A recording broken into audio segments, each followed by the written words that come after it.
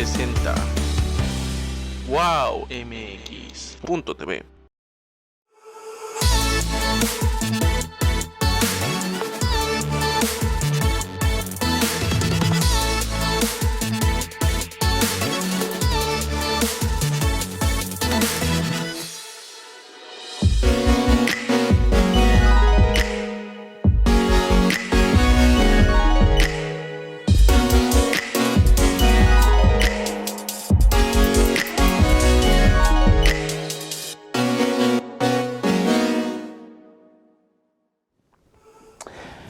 Hola amigos de En Tus Propias Palabras, soy Alejandro Ruiz y antes de iniciar este programa quisiera mandar a un gran amigo de Wow TV mensaje de aliento de que lo queremos, que estamos con él en estos momentos difíciles y sobre todo siempre será parte importante de nosotros.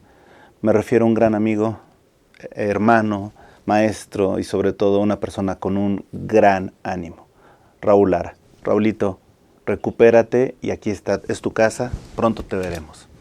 Y ahora sí, miren, vamos a entrar al tema de hoy y si hay algo problemático para todos sin excepción, son las finanzas personales. Porque es muy fácil comentar las finanzas de otros, obviamente del Estado, y podemos decir mil cosas, pero si nos vamos a las finanzas personales, ahí es cuando la tuerca tuerce el rabo, como decimos en México, porque entonces resulta que no hay asepsia y hay un descontrol total. Nos dan una tarjeta de crédito y pensamos que es una forma de crear dinero y se nos olvida muchas veces que hay que pagar ese dinero que recibimos. Pero para hacerlo fácil y dinámico esta charla, voy a hablar con María Cecilia Meade. Ceci, gracias por estar aquí con nosotros y sobre todo, gracias por platicarnos de tu experiencia, de tu conocimiento sobre el tema. Muchas gracias, Alejandro. Al contrario, encantada de estar con ustedes. Es que sabes que, mira, yo recuerdo cuando tuve mi primer tarjeta de crédito en aquellos tiempos, y no era una tarjeta en piedra, era normal, era en plástico, que la recibí y se me hizo fácil comprar el mundo. Compré todo el mundo. Y ya como que me acabé todo en lo que había gastado, el límite de crédito quizá era poco, mucho, pero cierto es que tenía un límite. Sí, claro. O sea, como a los 15 minutos después de que la pude usar, me di cuenta que tenía que pagar. Y ahí fue donde dije, no, ¿qué he hecho, no?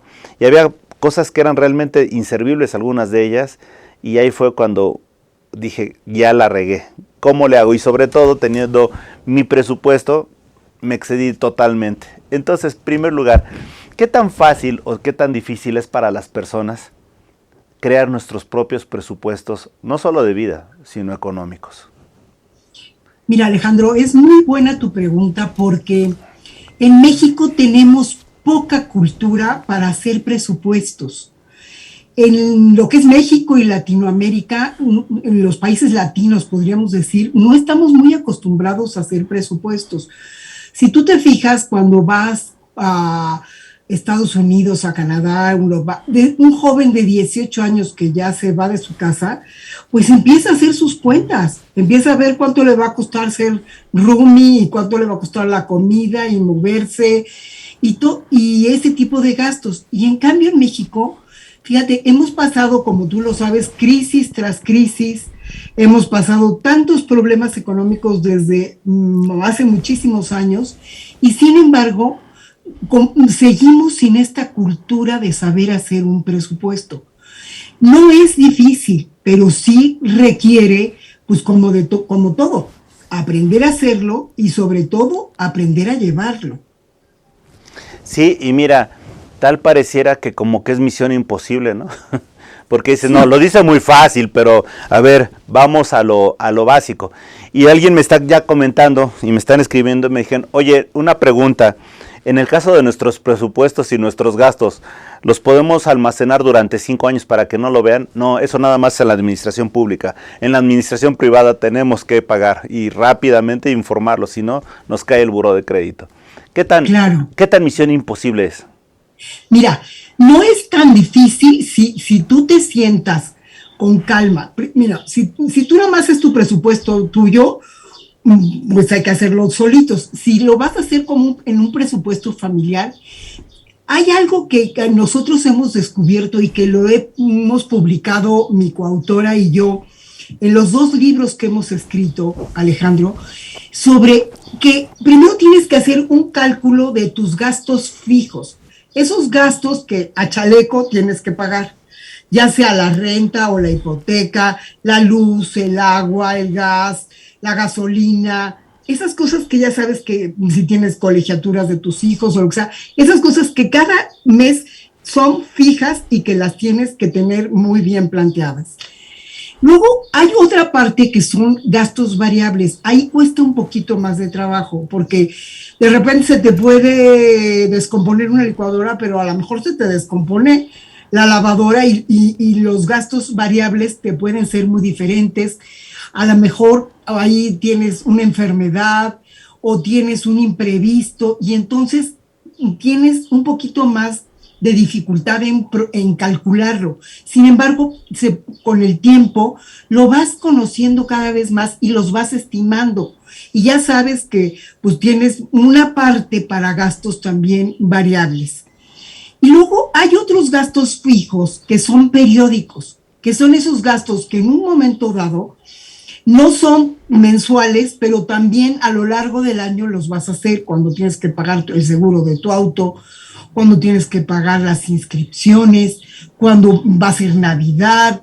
O sea, esos gastos que a lo largo del año también son fijos, pero no son mensuales.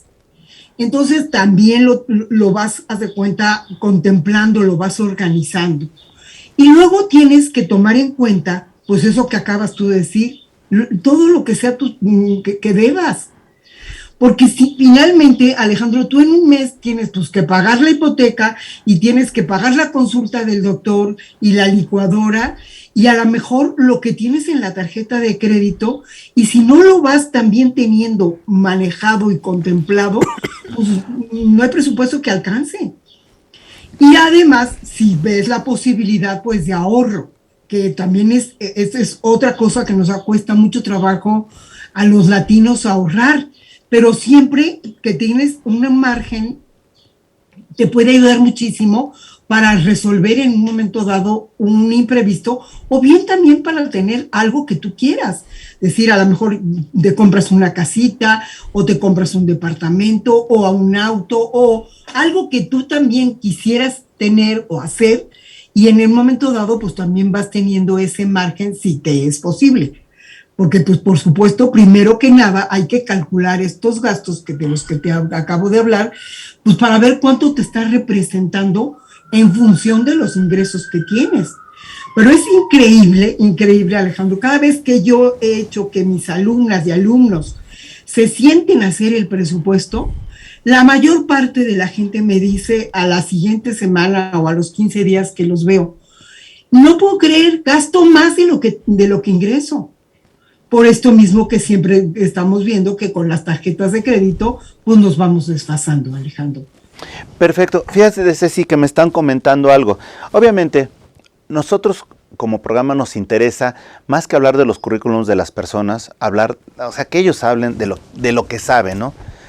Y aquí me dicen, te está escribiendo una niña SDAI que dice, fue mi profesora. Bueno, nada más te lo comento. Pero fíjate que algo que me dicen es, oye, tú nos decías que a veces era tan complicado para las mujeres y para los hombres llevar los presupuestos, pero siempre como sociedad hemos hecho que las mujeres siempre consideramos que como sociedad las tildamos de que son las más ordenadas. ¿Hay algo de cierto en eso? No, es indistinto. Hay matrimonios o hay parejas en donde el marido es muy gastalón y la mujer es muy ordenada. Y hay otros casos al revés, donde el marido verdaderamente es de lo más ordenado, de lo más administrado, y la mujer es muy gastalona. No, eso no hay como una regla. Lo que sí es importante es conocerse y saber y dialogar la pareja juntos, pues para conocer quién es el que aprieta un poquito más y quién es el que gasta más. Pero sobre todo, ¿sabes qué, Alejandro? Si tú lo pones en papel y lápiz o en la computadora, vaya en un Excel o lo que sea, es muy objetivo, porque entonces tú lo ves los números son reales, los números te ayudan mucho a decir, a ver cómo estoy realmente. De la otra manera nada más estás como ilusionado o pensando o creyendo y no es realmente la realidad hasta que la ves en papel y lápiz, ¿no? Esto te ayuda muchísimo más para ubicarte en la realidad. Ceci, también, nuevamente regresamos al tema de la familia y me están haciendo otro comentario. ¿Qué tan disciplinado debe de ser el esposo o la esposa que es el que lleva el control en la familia? Y lo comentan porque normalmente el marido, así se ha señalado mucho tiempo, el marido era el que proveía el gasto y la mujer quien lo utilizaba. Actualmente ya pueden ser cualquiera de los dos, pero ¿en quién debe de, o cómo debe de normarse ese criterio? Si es por consenso, ¿debe de haber una voluntad predominante o qué es lo que debe de haber? ¿Un interés común predominante? ¿Cómo hacerlo? Mira, son dos cosas distintas. Una es ver, por ejemplo, si alguno tiene como más aptitudes, por ejemplo, para las cuestiones administrativas o contables, y eso ayuda mucho.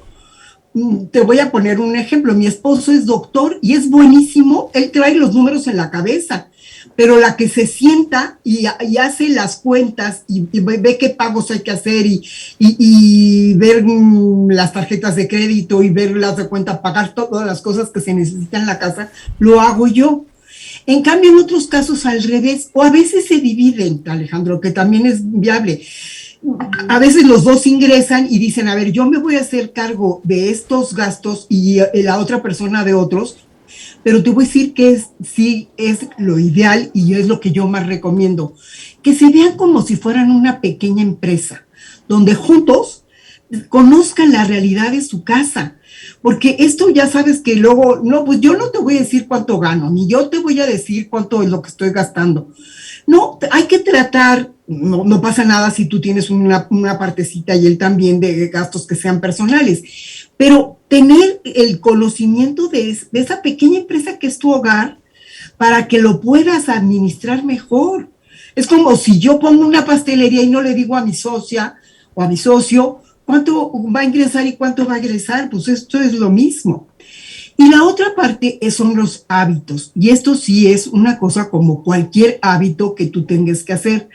Yo recomiendo que se concentren todos los tickets, los vouchers, las notas, aunque sea la nota del gas, de la carnicería, de cualquier cosa, lo concentres en un lugar, en una cajita, y por lo menos mínimo 1 o 2 veces a la semana te sientes y vayas anotando los gastos, porque ese ejercicio de tu cabeza, de anotarlo o de la computadora, es lo que te va dando el conocimiento real.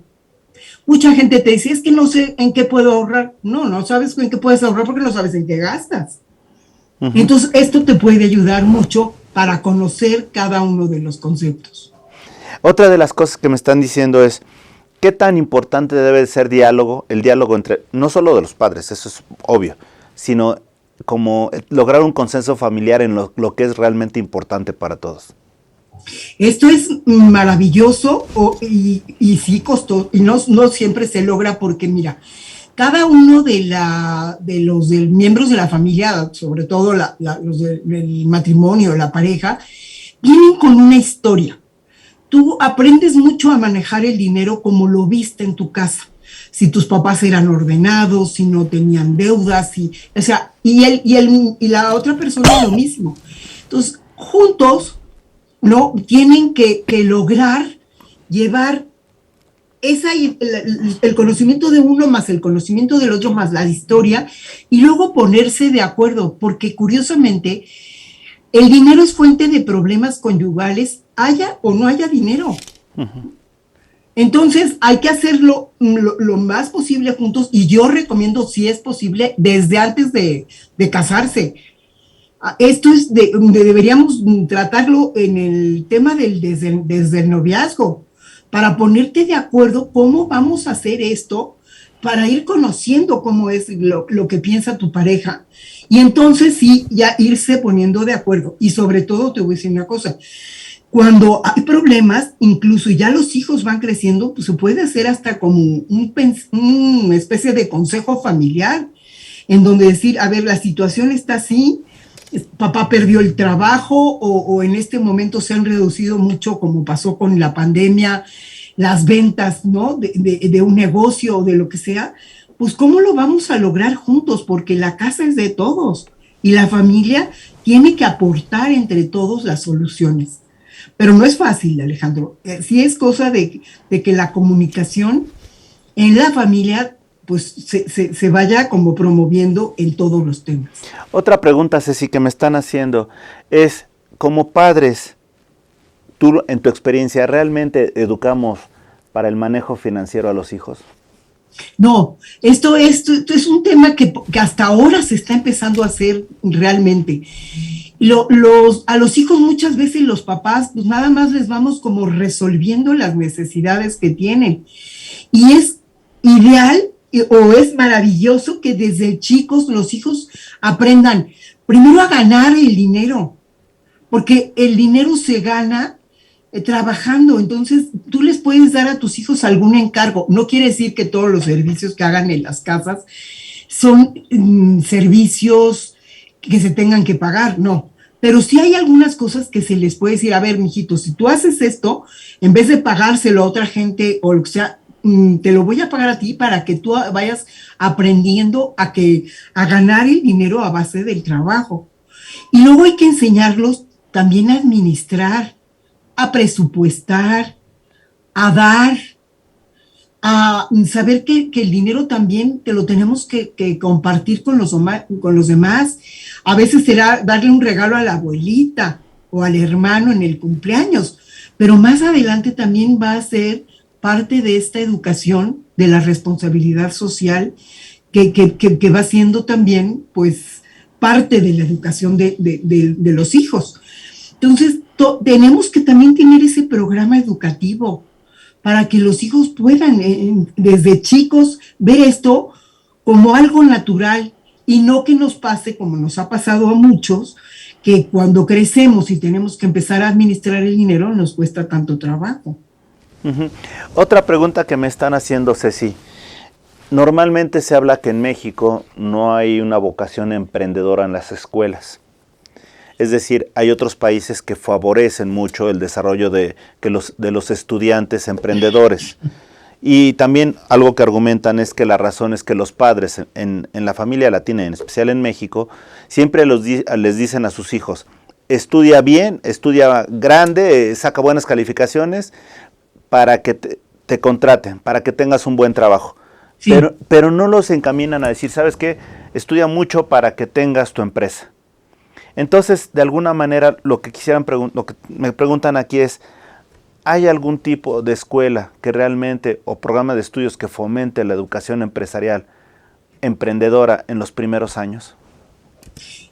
Yo conozca, en los primeros años no, Alejandro, pero sí sé que cada vez más a nivel universitario y en algunas escuelas a nivel, por ejemplo, de preparatorias, ya empiezan a llevar esto desde la época como de la prepa para que ellos vayan emprendiendo. Y tienes mucha razón en lo que has comentado, pero sí podríamos los papás influir un poquito en esto y decirles a los hijos no nada más que se empleen, sino que también creo que cada vez más la necesidad de generar pequeñas empresas está cada vez más, porque si tú te das cuenta el número de personas que egresan de universidades, de escuelas técnicas y de todo eso, las empresas no las pueden captar, por eso hay también mucho desempleo.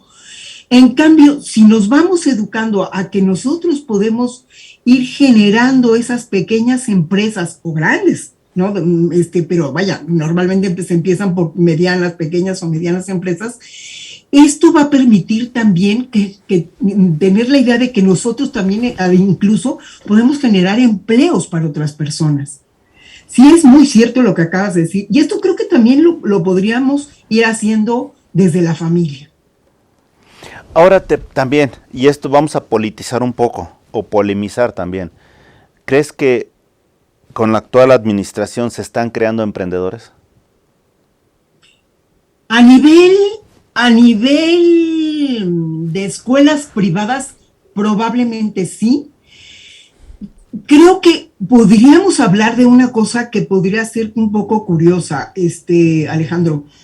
Este hecho de que de la pandemia mucha gente tuvo que salir de sus trabajos y se vio en el mundo, ¿no? Necesariamente ya se está viendo esta posibilidad de desarrollar. Si tú lo ves sobre todo mucho en provincia, en lugares pequeños donde la gente está poniendo mucho pequeños restaurancitos, pequeñas lugares de artesanía. O sea, creo que sí podría ayudar esta situación, más que nada por la pandemia, más que por el gobierno.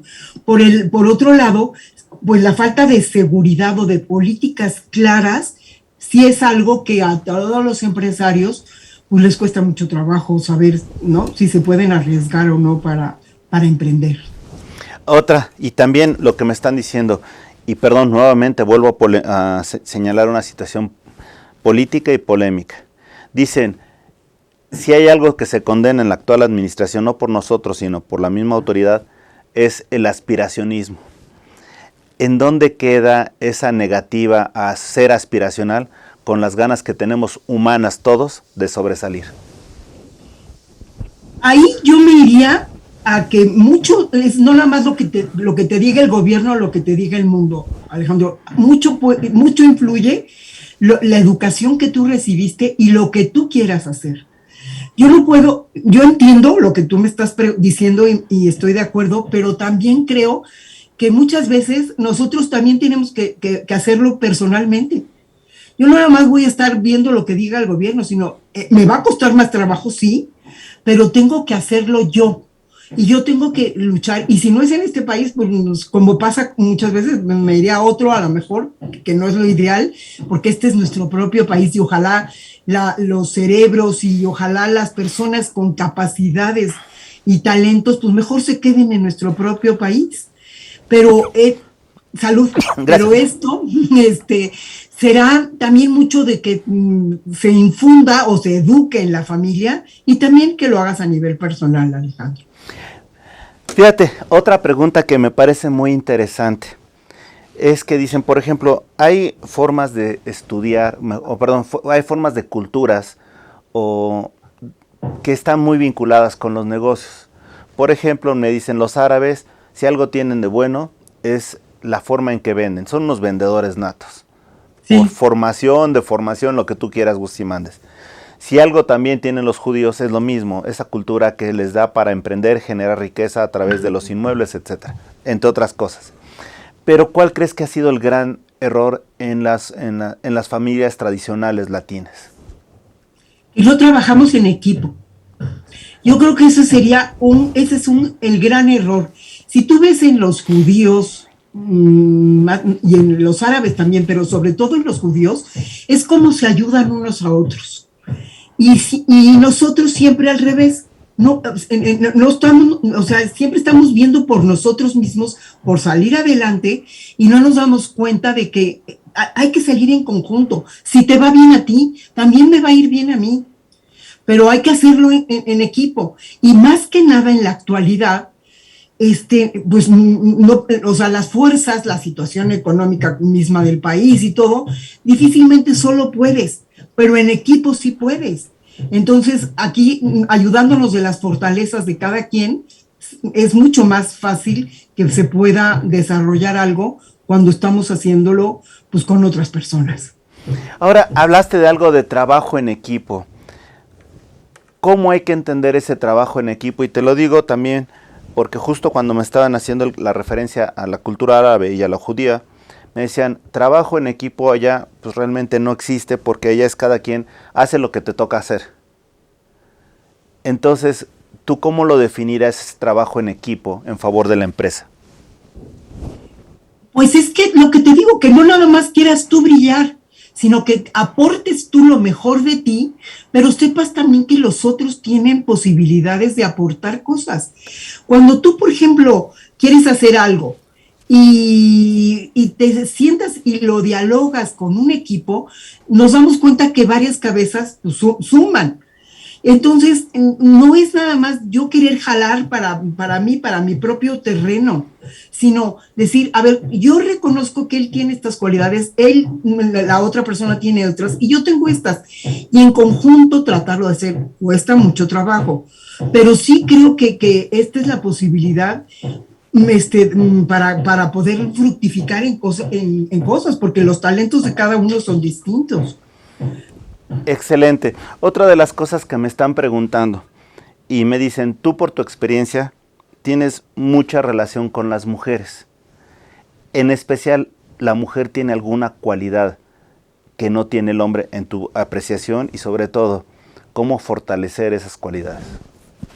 Yo creo que las mujeres en general tienen la posibilidad de detectar más las necesidades de los demás. En la propia familia la misma, aunque el papá sea incluso detallista, podríamos decir, o sea, los hombres están como concentrados más en cosas más genéricas y las mujeres vamos más a la atención concreta de las cosas y esto puede ayudar mucho para detectar necesidades. Yo veo que cuando, por ejemplo, en el presupuesto de una casa, se conoce más lo que va necesitando la casa, lo que va necesitando cada uno de los miembros de la familia, y entonces vamos pudiendo resolver más que ese dinero que con tanto trabajo ganaste y ya llegó a la casa, se puede administrar mejor porque conoces las necesidades de las personas. Ok, ahora dentro de las cosas también que nos están viendo, dicen, en el esquema de finanzas personales, ¿en qué lugar queda la diversión? Y sobre todo, bueno, aquí le llaman vicios, pero se refieren a bailar, a salir con los amigos, con las amigas, al cine, etcétera. La necesidad de ocio, la necesidad de descanso es vital. O sea, tú no puedes nada más vivir para trabajar, porque esto no es sano. Las personas necesitan recuperarse. Y de esa manera, incluso cuando regresan a trabajar, lo van a hacer mejor. A todos nos pasa que cuando salimos a algún lugar, pues también tu mente se abre, ve otras posibilidades, tienes nuevas ideas, tu cabeza está mejor. O sea, la necesidad de descanso y de ocio y de entretenimiento la necesitamos todos. De hecho, pues esto se ha descubierto cada vez más y por eso la industria ahorita del entretenimiento pues es una industria tan fuerte a nivel mundial. Pero pues como todo, Alejandro, hay que hacer prioridades. Si tú jerarquizas y ves, no, y conoces realmente tu presupuesto y ves en qué le puedes ahorrar o qué puedes quitar o qué puedes omitir para poder hacer otras cosas, pues eso va a depender mucho de tus ingresos y de tus posibilidades y de que administres bien realmente tu dinero y de que consideres pues ir guardando un poquito para tener esas vacaciones al año o para tener ese hobby o ese entretenimiento que te puede ayudar siempre y cuando te ayude a ser mejor persona. Y eso es justamente a lo que parece que tus respuestas están hiladas a mis preguntas. Ser mejor persona. Dicen, ¿cómo podemos ser la mejor versión de nosotros para nosotros en el esquema de económico, de autosatisfacción material, etcétera? Hay algunas ideas que pueden ser ideas madres, por ejemplo, que no vivas pensando que el dinero es un fin, sino que es un medio muy necesario. Y un medio que yo entiendo que si a cualquiera me dice, a ver, María Cecilia, si tú tienes un hijo enfermo y no tienes con qué pagar las medicinas, o tienes, como hemos visto, niños con cáncer y no hay medicinas para resolverles su salud, pues esto es verdaderamente caótico. Pero también creo que esta cultura actual, hedonista, consumista, que parece que hace que toda la gente estudie una carrera y tenga éxito y se desarrolle nada más como para tener éxito y tener dinero, y es entonces donde se acaba mi vida. El trabajo es muy importante, pero y el dinero es muy importante siempre y cuando los veas como medios para desarrollarte tú como mejor persona. Decía Juan Pablo II cuando vino la primera vez en Monterrey que hay una riqueza generadora de pobreza espiritual. Entonces, si tú los medios que tienes no te sirven para atender las necesidades primero básicas y luego las necesidades como la pirámide de Maslow, esas otras que te van a ayudar a crecer mejor como persona y también ayudar a los demás. Porque si tú te quedas solamente centrado en ti mismo, no te vas a dar cuenta de que en el mundo no nada más estás tú, sino también hay que ayudar en la medida de lo que cada quien pueda a los demás. Y eso te va a hacer, te va a generar, ¿no?, una serie de virtudes que te van a hacer crecer verdaderamente en una forma integral, tanto física como psicológica y como espiritualmente.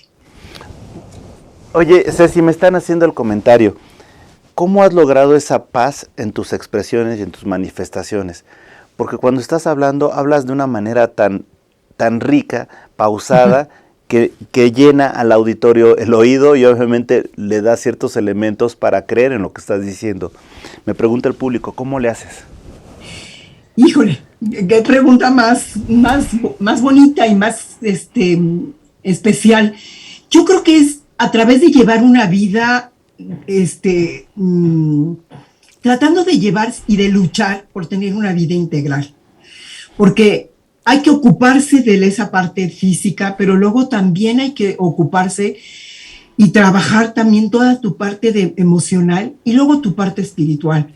Yo creo que cuando tú sabes que hay cosas que las resuelves a nivel, ¿no?, de este mundo, que tienes que echarle toda la leña al asador, pero luego sabes que otras cosas, pues en el caso mío yo tengo mucha fe y sé que de alguna manera Dios se va a ocupar de mí.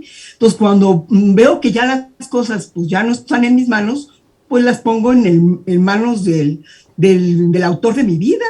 Y entonces con eso, pues yo creo que me ha servido al paso de los años, pues no cargar todas las cosas en mis hombros, sino también saber que tengo en quien dejarlas.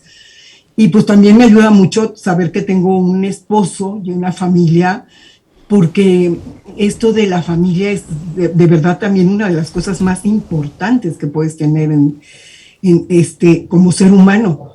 Cuando te sientes acompañado, cuando te sientes que tienes también, ¿no?, una pareja que comparte contigo pues tus dolores, tus alegrías y todo esto, pues te va llenando y te va dando esa paz que necesitas, Alejandro.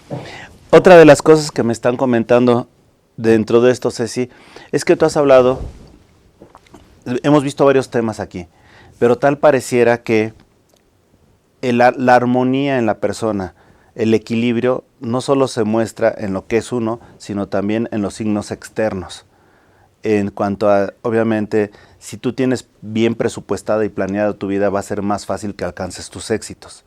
¿Es así como lo debemos de entender? En parte sí. En parte tienes que tener una parte que tú sabes que tienes que organizar.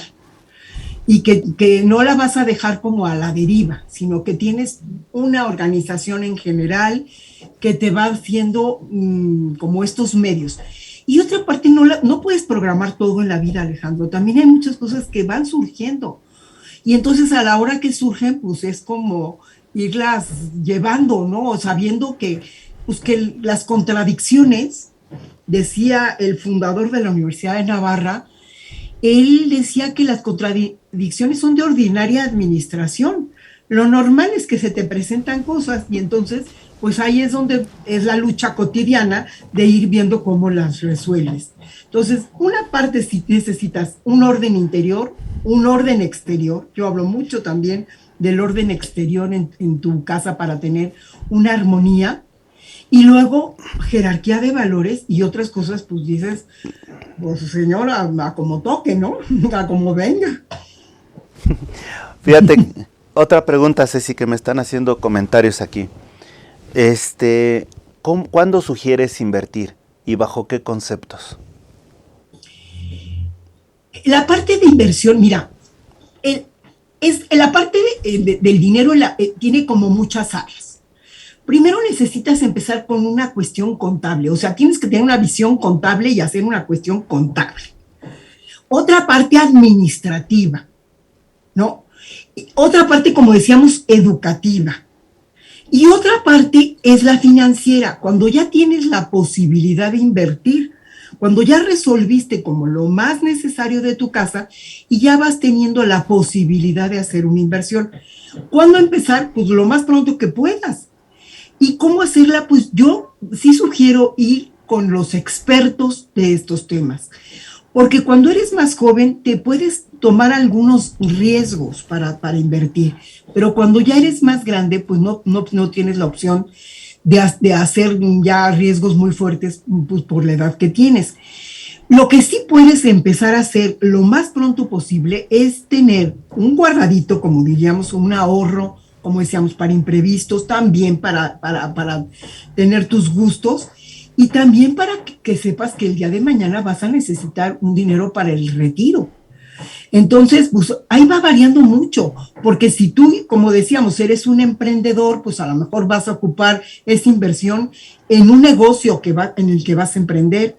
Si lo que tienes es una ganancia económica, pues, y porque lo que haces es ser empleado o ejecutivo o lo que sea en una empresa, pues entonces ahí necesitas manejar una parte en inversión, primero que nada para tu retiro y luego pues para tenerlo lo más posible guardado, pero hay que ir a los expertos, a menos porque digo, en el caso de muchos de nosotros no lo somos, Alejandro. Ahora, hablas de expertos y aquí también me dicen, ¿cómo pueden hablar con la experta María Cecilia Mead a través de sus redes sociales, de Facebook? ¿Cómo le pueden hacer para vincularse contigo? Sí, mira, tengo un sitio web que es www.homesmartmexico.mx. Entonces, ahí me pueden escribir y también a mi correo personal que es Mari con Y, Ceci, las dos con C y con Y, y luego mi apellido que se escribe Meade, MEADE, @gmail.com. Y también el que quisiera profundizar un poquito en eso, déjame que te enseñe. Perdón. Como siempre digo, no veníamos preparados, pero aprovechar. No veníamos preparados, pero está este libro que se puede comprar en la librería de Juan Pablo II, la librería virtual de Juan Pablo II, y el libro anterior que está en Amazon, que se llama Cuando el dinero nos alcance. Estos libros tienen mucho del tema que acabamos de platicar, o sea, mucho de todo lo que acabamos de platicar, Alejandro, pueden leerlos y profundizar. Y también a quien le interese un formato de presupuesto que pueden bajar gratuitamente en el sitio de Home Smart México, ahí se pueden meter en la parte tengo 3 áreas, una es organización, una es economía y una es hospitalidad. En la parte de economía se pueden meter y bajar el formato y pueden hacer su presupuesto, y ahí también tengo varias explicaciones. Y la otra forma es que si alguien ya quisiera una asesoría personal, pues con mucho gusto también las hago, Alejandro. Perfecto. Otra pregunta que me están haciendo aquí es si puedes hablar un poco más ya en profundidad de tus libros. Hablabas de que habías sido coautora, has participado también, por ejemplo, con Gaby Vargas en otras cosas, pero dentro de todo lo que es tu recorrido literario, platícanos más cómo fueron que se dieron estas obras y por qué.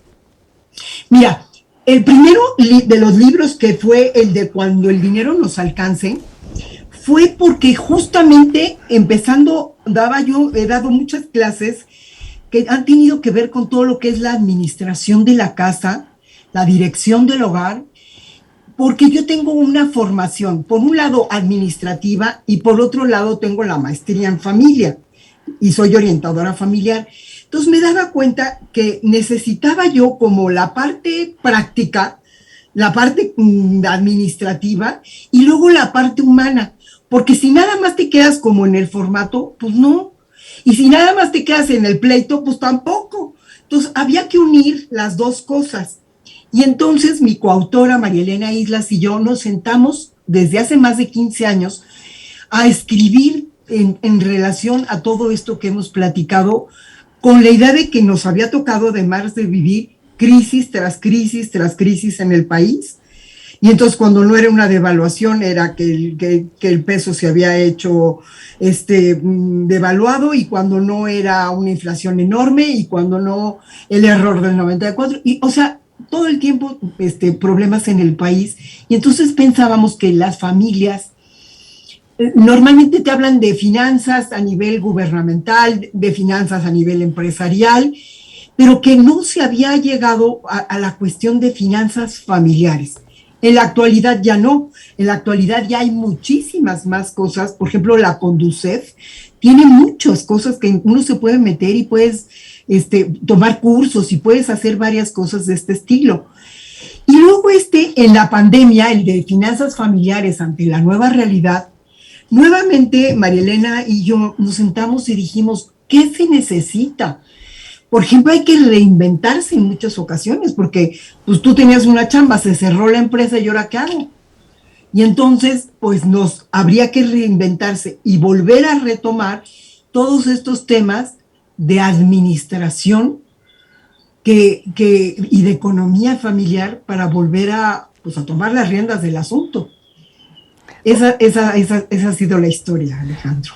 Oye, Ceci, aquí me están haciendo una propuesta indecorosa para ti. ¿Por qué si tienes la oportunidad de escribir para finanzas, por qué no escribes también para despertar el espíritu emprendedor en las personas? Y lo vemos porque, por ejemplo, hay libros como Who Moves My Cheese, ¿Quién se llevó mi queso? Si no mal recuerdo era Stephen Johnson, el que lo hace, que tiene un éxito impresionante porque de alguna manera dota a la gente de conocimientos muy prácticos sobre cómo alcanzar sus metas.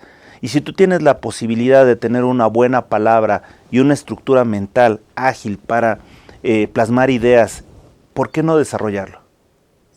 Podría pensarlo, claro que sí, aunque estoy muy abocada en este momento a un diplomado que podría ser como la solución a esto que están hablando. El Instituto Juan Pablo II lanzó un diplomado que se llama Finanzas Familiares e Innovación. Y ahí hablan de toda esta parte también de emprendedurismo. Y yo estoy como profesora del diplomado, entonces me he dedicado mucho, pues más como a esta otra parte de las finanzas familiares. No lo había pensado nunca en la parte de emprendedurismo. Y también trabajo mucho todo el tema de conciliación, trabajo y familia. Me preocupa mucho, Alejandro, ver cómo a raíz hasta antes de la pandemia, o sea, todo el mundo estaba volcado hacia afuera. Todas las personas estaban como volcadas, nada más como decíamos, al trabajo, a estar fuera de la casa, sin darnos cuenta de la necesidad y de la importancia de formar a la familia. Y que si tu familia va bien, como con todas las familias, o sea, no es una familia perfecta, pero sí es una familia normal que tiene sus luchas. A raíz de la pandemia hemos visto cómo se volvió a ver el hogar, se volvió a ver la necesidad de dirigir a una familia, y se vio otra vez cómo ponerse de acuerdo, cómo llevar, pues tanto compaginar los horarios laborales como compaginar los horarios familiares. Y entonces he estado ahorita como más ocupada o preocupada de ver si escribo algo sobre esto, que es el título de un diplomado que desarrollo, que se llama Management de la Familia Contemporánea. Okay. Pero podría a lo mejor uno de los capítulos pensar en esto que me acaban de proponer. Perfecto, Ceci, me están haciendo una pregunta fabulosa. Dicen los hombres, pero yo creo que vamos a ser genéricos. Los hombres y las mujeres que dirigen empresas, ¿qué crees que le dé más miedo? ¿Dirigir la empresa o dirigir su familia? Qué buena pregunta, Alejandro. Yo creo que dirigir a su familia. Sí, porque ¿sabes qué pasa? Que además es un tema que muchas veces ni siquiera se lo plantean. Piensan que las cosas en la familia se dan como por añadidura, como que solitas, ahí solitas. Ya me casé, ya me organicé, y pues ahora yo voy a chambear en esto, yo en el otro, vamos a tener hijos y que vayan creciendo como plantitas, ahí les vamos medio regando un poquito. Y no, la familia necesita una dirección, necesita que te plantees como tus objetivos, necesita que veas las necesidades, pues y además vayas estudiando que no es lo mismo una familia de recién casados que de niños chiquitos, que en la etapa escolar, que con adolescentes, que cuando los hijos se van a la universidad o cuando ya el nido está vacío. O sea, la familia pasa por etapas. Entonces hay la necesidad de ir estudiando cada etapa para plantearte esos objetivos, esas necesidades y esos recursos con esa visión de dirección de tu hogar y de tu casa y de tu familia principalmente. Excelente. Ceci, me están haciendo otra pregunta también importante. Los profesores en las escuelas, pero aquí se refieren a primarias. ¿Cómo pueden hacer para empezar a los niños a incentivarlos para sus finanzas? Decían que antes el modelo adecuado eran las cooperativas, porque ahí podían instruirlos de cuánto gastar, cuánto no en los dulces, etcétera. Pero me dicen, ahorita es muy difícil con la cuestión virtual. Entonces, ¿cómo le podemos hacer? Con los profesores nunca lo había pensado, la verdad, Alejandro, lo he pensado más hacia la familia, hacia los papás, porque los papás son los que les dan el dinero. Pero sí podrían enseñar con un formato así súper, súper sencillo a que hicieran así como un ejemplo de si sus papás les dan, pues no sé, por decirte algo, 50 pesos, cómo los pueden organizar y que hicieran como un pequeño ejemplito de lo que se podría hacer de las necesidades en una casa y que empezaran a hacer un presupuestito así muy, muy sencillo, o bien si pusieran, por ejemplo, ellos un club con sus amigos, qué necesitarían y entonces a lo mejor ir pensando qué tendrían que generar y cómo tendrían que gastarlo, como un ejemplo nada más. Me parece que esto es un poquito más fácil ya a nivel, o como decimos, de la familia, o bien a nivel secundaria o más de preparatoria o de carrera técnica. Perfecto, Ceci, te están mandando un chorro de alumnas que se dicen tuyas, de Les Day, saludos, entonces nada más lo considero. Finalmente, gracias. Ceci, en tus propias palabras, ¿quién eres? Ay, soy una mujer